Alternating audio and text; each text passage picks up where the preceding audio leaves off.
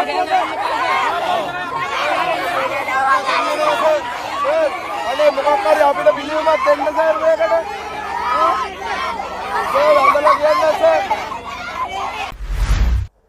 டிவியின் தமிழ் பேசும் உறவுகளை அன்போடு வரவேற்றுக் கொள்கிறோம். இன்றைய பதிவுல மிக முக்கியமான செய்திகள் குறித்து பார்க்கலாம். நீர்கொழும்பு சிறைச்சாலையில் வெடித்த வன்முறையில் 32 பேர் பலியாகி 100 பேர் படுகாயமடைந்த சம்பவம் ஒட்டுமொத்த நாட்டிலும் பெரும் பதட்டத்தையும் மிக பெரும் சோகத்தையும் உண்டு பண்ணிருக்கு. வன்முறையின் மூளையாக செயல்பட்ட சுரேஷ் யார் என்ற திடுக்கிடும் செய்திகளும் வெளிவந்திருக்கு. முன்னேறால் ஜனாதிபதி கோட்டபாய ராஜபக்சவினுடைய ரிட்மறைவுக்கு என்ன ஆனது என்ற பல்வேறு செய்திகள் தான் இன்றைய பதிவு. வாங்க வீடியோக்குள்ள போகலாம், விரிவாக பார்க்கலாம். நேற்றைய தினம் 2வது நாளாக நீர்கொழும்பு சிறைச்சாலைக்குள் வெடித்த வன்முறையின் காரணமாக சிறைச்சாலை அதிகாரிகள் 8 பேர் உட்பட 32 பேர் பலியானதோடு 100க்கும் அதிகமானவர் படுகாயமடைந்து மருத்துவமனைகளை சிகிச்சைக்காக அனுமதிக்கப்பட்ட சம்பவம் பெரும் பரபரப்பை ஏற்படுத்தியிருந்தது. நேற்றிரவு குறித்த வன்முறை கட்டுப்பாட்டுக்கு கொண்டு வரப்பட்ட போதிலும் சிறைச்சாலை கைதிகளுக்கு உணவு கொடுப்பதற்காக சிறைச்சாலை அதிகாரிகள் 10 மணி அளவுல சிறைச்சாலைக்குள்ள போயிருக்கிறாங்க. போன சந்தர்ப்பத்தில் தான் சமயம் பார்த்து அதிரடியாக சிறைச்சாலை அதிகாரிகள் மீது குறித்த கைதிகள் தாக்குதல் நடத்த ஆரம்பித்தாங்க. தற்காப்புக்காக வேண்டி சிறைச்சாலை அதிகாரிகளும் தாக்குதலை நடத்தி இருக்கிறாங்க. கேட்டு வரைக்கும் ஓடி வந்த சிறை அதிகாரிகளை பிடிச்சு அடினா அடிச்சிருக்கிறாங்க. இறுதியில் முன்முனை சண்டையாக அது மாறியது. ஆல்ரெடி சிறை கைதிகள் 2 குழுக்களாக பிரிந்துதான் சண்டையில ஈடுபட்டிருந்தாங்க. இப்போது சிறைச்சாலை அதிகாரிகளும் உள்ள போனோன்னே உட்பரிமாணம் கொண்ட சண்டையாக இது மாறி குறித்த சில மணி நேரத்துக்குள்ளதான் 30 பேர் பலியாகிற மாதிரியும் 100க்கும் அதிகமானவங்க படுகாயம் அடைகிற மாதிரியும் மிக பயங்கரமான ஒரு தாக்குதலாக இது பதிவாகி இருக்கு. சிறைச்சாலை நிர்வாகம் உடனடியாக 10 போலீஸ் குழுக்களை களத்தில் இறக்கினாங்க, STF களத்தில் இறக்கினாங்க. இந்த கலவரத்தை அடக்கலாம் அப்படின்னு முயற்சித்த போதிலும் அது சாத்தியப்படாத சூழ்நிலையில உடனடியாக இராணுவத்தினர் உடனடியாக களத்துக்கு வரவழைச்சு தான் குறித்த விடயத்தை கட்டுப்பாட்டுக்கு கொண்டு வருவதற்கான பணிகளை ஆரம்பிச்சாங்க. இராணுவம் உடனடியாக எடுத்த நடவடிக்கை என்ன அப்படின்னு பார்த்தீங்கன்னா, இப்போதைக்கு கைதிகளுடைய நிலைமை எப்படி இருக்கு, யார் கையில் ஆயுதம் இருக்குது, கைதிகள் கையில் ஆயுதம் இருக்குதா இல்லையா, எப்படி நடவடிக்கை எடுக்கிற அடிப்படையில் முதலாவது செஞ்ச ஒரு வேலை என்ன அப்படின்னு பார்த்தீங்கன்னா, ஹெலிகாப்டரோடாக சென்று ஒரு ட்ரோன் கேமராக உள்ள அனுப்பி பார்த்தாங்க. கைதிகள் என்ன பண்ணினாங்கடா, அந்த ட்ரோன் கேமராவையும் சுட்டு வீழ்த்தினாங்க. கைதிகள கையில ஆயுதம் இருக்கு அப்படின்னு சொல்லி உடனடியாக கதவு வழியாக உள்ளே செல்லலாம் அப்படின்னு சொல்லி கதவு திறப்பதற்கான முயற்சியில இருந்தாங்க. ஆனா கைதிகள் கதவை திறக்கல. உள்ள துப்பாக்கி பிரயோகங்கள் எல்லாம் மேற்கொள்கின்ற சத்தங்கள் கேட்டதுனால உடனடியாக சுதாகரிச்சு கொண்ட இராணுவம் STF படையினரும் கதவு நோக்கி துப்பாக்கி பிரயோகங்களை மேற்கொண்டாங்க. கதவை உடைத்து கொண்டு உள்ளே சென்றுதான் நிலைமைகளை கட்டுப்படுத்தி பாதிக்கப்பட்ட கைதிகளை வைத்தியசாலைக்கு அனுப்பி வச்சாங்க. STFினரும் இராணுவ தரப்பினரும் கதவின் மீது சூட்டு சம்பவத்தை நடத்தும் பொழுது உறவுகளுக்கு என்ன ஆனது ஏதானது என்பதை பார்வையிடுவதற்காக சோம்பி சரிப்பதற்காக வந்த உறவுகள் அல்லோல கல்லோலப்பட்டு அழுகின்ற புரளுகின்ற போலீசார்களுடைய கால்களை பிடித்து கதறுகின்ற பரிதாபகரமான காட்சிகளும் பதிவாகி இருந்தது. இந்த சூழ்நிலையில் தான் அதிரடியாக உள்ள போன பாதுகாப்பு துறையினர் பாதிக்கப்பட்ட கைதிகளை வைத்தியசாலைகளுக்கு அனுப்பி வச்சதோடு இறந்து போன பிரேதங்களை வைத்தியசாலைக்கு அனுப்பினாங்க. இறந்தது யாரு, காயத்துக்குள்ளானது யாரு, பாதிக்கப்பட்டது யாரு அப்படின்னு எந்த ஒரு தகவல்களும் இதுவரைக்கும் உத்தியோகபூர்வமாக வெளியிடப்படாத சூழ்நிலையில உறவுகள் தமது உறவுகளுக்கு என்னானது ஏதானது, இறந்தவர்களை தமது உறவுகள் இருக்குதா இல்ல காயப்பட்டவர்கள் இருக்குதா அல்லது பாதுகாப்பாக இருக்கின்ற கைதிகள் தமது உறவுகள் இருக்கிறாங்களா இல்லை என்ற பல்வேறு குழப்பங்கள் கைதிகள் உறவுகளுக்கு ஏற்பட்டிருந்தது. உடனடியாக எஞ்சிய கைதிகளை பாதுகாப்பாக பலத்த பாதுகாப்புக்கு மத்தியில உடனடியாக அனுராதபுர சிறைச்சாலை மற்றும் பல்லேகல தும்பர சிறைச்சாலைகளுக்கு பத்திரமாக அனுப்பி வச்சாங்க. இவ்வளவு பெரிய கலவரத்துக்கு பின்னால இருந்தது யாரு அப்படின்னு பாத்தீங்கன்னா, கடுவல்லேகம சுரேஷ் அப்படின்ற ஒரு தனி நபர் தான் இந்த ஒரு காரியத்தை செஞ்சு முடிச்சிருக்கிறாரு. இந்த நபர் யாரு அப்படின்னு பாத்தீங்கன்னா, பூர்முனா என்று சொல்லப்படுகின்ற பாதாள உலக குழுவை சேர்ந்த பாரிய அளவுல போதைப் பொருள் வர்த்தகத்தில் ஈடுபடுகின்ற இந்த நபருடைய போதைப் பொருட்களை வியாபாரம் செய்கின்ற பணியைத்தான் இவர் செஞ்சிருக்கிறாரு. சிறைக்கு வந்தாது விட்டுட்டாரா அப்படின்னு கேட்டீங்கன்னா கிடையவே கிடையாது. சிறைக்குள்ள இருந்து கொண்டே இவருடைய பாரிய அளவிலான போதை வர்த்தகத்தை நடத்தி வந்திருக்கிறாரு. சிறை கைதிகளுக்கும் அதை கொடுத்து வியாபாரம் செஞ்சிருக்கிறாரு. இந்த ஒரு விஷயம் பிடிக்காத ஏனைய கைதிகள் இது குறித்த தகவலை சிறைச்சாலை நிர்வாகிகளுக்கு சொல்லியிருக்கிறாங்க, மிக ரகசியமாக. ஆனா என்ன, அது சண்டையில முடிஞ்சிருக்குது. ஏதோ ஒரு வகையில யார் யார் தன்மை பத்தி சிறைச்சாலை அதிகாரிகளை போட்டு கொடுத்தாங்களோ அவங்களுடைய கணக்கு பார்க்கணும் அப்படின்னு சொல்லித்தான் இவனுடைய அல்லக்கை நுள்ளக்கை எல்லாம் வச்சு இந்த ஒரு கலவரத்தை இந்த குறித்த நபர் நடத்தி முடிச்சிருக்கிறார் அப்படின்னு தான் முதற்கட்ட விசாரணைகள்ல தெரிய வந்திருக்கு.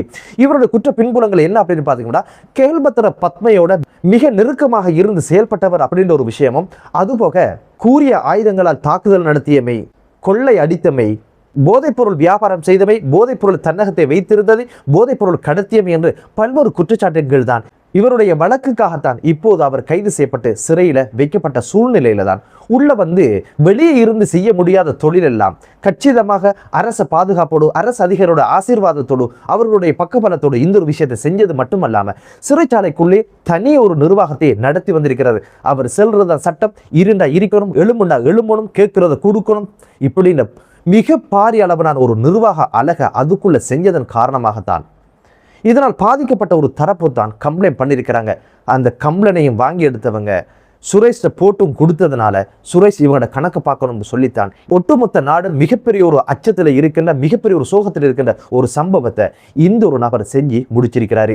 வெளியே இருந்து தவறுகளை செஞ்சவனை கைது செஞ்சு சிறையில போடுறாங்க. சிறைக்கு போய் தைரியமாக இது போன்ற பாரிய அளவுன போதை வியாபாரங்களை செய்யற அளவுக்கு எப்படி துணிவு வந்தது, அதுக்கான சந்தர்ப்பங்களும் சாத்தியங்களும் எப்படி உண்டானது? நிச்சயமா போன் பாவிக்காமல் எப்படியும் இந்த ஒரு வர்த்தகத்தை செய்வதற்கான வாய்ப்பில்லை. அப்படியாக இருந்தால் சுரேஷுக்கு போனை கொடுத்து உதவியது யார்? அந்த கருப்பாடு யாரு? அதுபோக சிறைச்சாலைக்குள்ளேயே நிச்சயமாக போதைப் பொருள்கள் கைமாறி இருக்கணும். அப்படியாக இருந்தால் எப்படி போதைப் பொருள் சிறைச்சாலைக்குள்ள போகுது?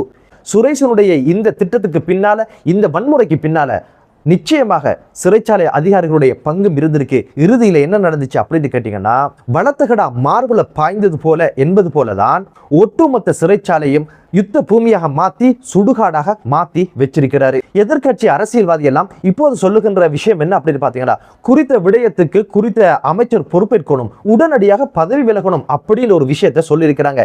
இங்க எந்த ஒரு அரசியல்வாதியும் இதுக்கு பின்னால் இருந்த பாதாள உலக குழுக்களுடைய செயற்பாடை வன்மையாக கண்டிக்கிறோம். இதை வேறறுக்கணும். அரசு இந்த பாதாள உலக கும்பல்களுக்கு எதிராக எடுக்கிற நடவடிக்கைக்கு முட்டுக்கட்டை போடுவதற்கு தான் இது போன்ற கைகாரியங்களை செஞ்சிருக்கிறாங்க. அரசோட தோல் நாங்களும் உழைப்போம் நாட்டுக்காக என்று எந்த ஒரு அரசியல்வாதி ஒரு வார்த்தை கூட பேசல, எந்த ஒரு அறிக்கையும் வெளியிடல. சொன்னதெல்லாம் என்ன அப்படின்னு பாத்தீங்கன்னா, நாட்டை உங்களால செய்ய முடியாது, அரசு தந்துடுங்க, நாங்க சிறைச்சாலையும் சிறைச்சாலை நிர்வாகத்தையும் கைதிகளையும் நாங்க பாதுகாப்போம் அப்படின்னு சொல்லி இப்போது ஒரு அரசியலை செய்ய ஆரம்பிச்சிருக்காங்க. எப்போதுமே பிணங்களை வச்சு தான் அரசியல் செய்கின்ற ஒரு கலாச்சாரத்துக்குள்ள இருக்கிறாங்களே தவிர யதார்த்தம் என்ன, இதுக்கு பின்புலமாக இருந்த செய்திகள் என்ன, எதனால இந்த ஒரு வன்முறை வெடிச்சது, இதுக்கு பக்கபலமாக இருந்த அரசு அதிகாரிகள் யாரு, இவங்களுக்கு எதிரான நடவடிக்கைகளை எப்படி எடுக்கிற அப்படின்னு எந்த ஒரு ஆக்கப்பூர்வமான ஆரோக்கியமான கருத்துக்களை சொல்வதை விட்டுவிட்டு பதவி விலகணும், அந்த பதவி அள்ளி கொடுத்துருங்க அப்படின்னு சொல்ற இடத்துல தான் எதிர்கட்சிகளுடைய அரசியல் நடவடிக்கைகளை பார்க்க முடியுது. சிறைச்சாலைகளுக்கு பொறுப்பான அமைச்சர் வந்து இப்போது குறித்த அசம்பாவிதத்துக்கான பொறுப்பை ஏற்பதாகவும் இந்த ஒரு விடயம் மிகப்பெரிய ஒரு அதிர்ச்சியாகவும் 1.5 வருடங்கள் இப்போது நாட்டுக்காக ரொம்ப கஷ்டத்தோடு உழைச்சிருக்கிறோம், இப்படியான ஒரு அசம்பாவிதத்தை நினைச்சு கூட பார்க்கல. இந்த ஒரு துயர சம்பவத்தில் உயர்ந்தவர்களுடைய உறவுகளுக்கு அனுதாபங்களை தெரிவிப்பதாகவும், இது எதனால் நடந்த என்ன ஏது என்பதை தீர விசாரித்து இதற்கு பிறகு இது போன்ற அசம்பாவிதங்கள் நடக்காமல் இருப்பதற்கான ஏற்பாடுகளை தாம் செய்வதாகவும் அவருடைய உரையில சொல்லி இருந்தாரு. சிறைச்சாலைக்குள்ள இது போன்ற வன்முறைகள் வெடிப்பது என்பது இது புதிதல்ல. 2020ஆம் ஆண்டு டிசம்பர் மாதம் மகர சிறைச்சாலைக்குள்ள மிகப்பெரிய ஒரு கலவரம் வெடித்தது. கிட்டத்தட்ட 11 கைதிகள் உயிரிழந்ததோட 115க்கும் அதிகமானவங்க படுகாயம் அடைந்தாங்க. இதுல சிறைச்சாலை அதிகாரிகள் 2 பேர் பாதிக்கப்பட்டாங்க. அதுபோக ஜூலம்பட்டி அமர மஹிந்த ராஜபக்சர்களுடைய ரொம்ப நெருக்கமாக இருந்து செயல்பட்டவர் இவர் தங்கள சிறைச்சாலையில ஒட்டுமொத்த சிறைச்சாலையுடைய கண்ட்ரோலையும் ஆயுத முனையில கையில எடுத்தவர், ஒட்டுமொத்த ஆயுதங்களையும் கைப்பற்றி சிறைச்சாலை அதிகாரிகளை முட்டுக்கால வச்சவர்.